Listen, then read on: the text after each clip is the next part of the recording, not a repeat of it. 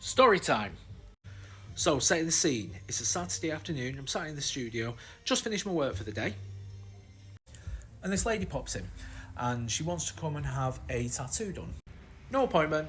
She wanted to see if I had any spaces for a walk-in. I'm sat there doing nothing, so obviously I turn around and say, you know what, let's do it. So it turns out she's already been to another studio just down the road. Same kind of setup. They're sat around, they're not doing anything at the time. So she asks if she can have a walk-in. They tell her no. They gave her a quote on the idea that she wants and told her that she'd have to wait for around 3 months for an appointment. And then they followed up by saying that anybody who has walking space on a Saturday is obviously a bit of a shit tattooist. Now, once again, just pointing out, I'd already finished my work for the Saturday, we'd already done and dusted, but it still wasn't closing time. So naturally, we've agreed to do this walk-in. So we've sat down with this lady, we've designed her a tattoo while she was sat there, made a few alterations, a few little bits here and there that she wanted changing up, got everything ready and started to tattoo. We finished the tattoo and she asked if there's any way we can do a second tattoo while we're there. Naturally, we've still got time, why not? She ended up leaving the studio super happy with the tattoo that she'd got, excited that she got another tattoo. She'd actually saved money on both the tattoos than the original quote that she was given, and she didn't have to wait 3 months.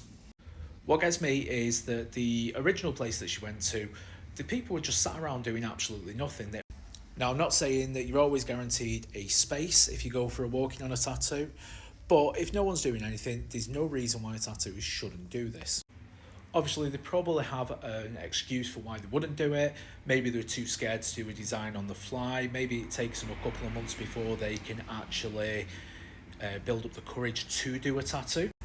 Or maybe, and this is the most likely one, is that some tattooists believe that you have to have a massive waiting list. So even if they're not actually doing anything, they will make you book an appointment a couple of months in advance just so that they can say that they're busy.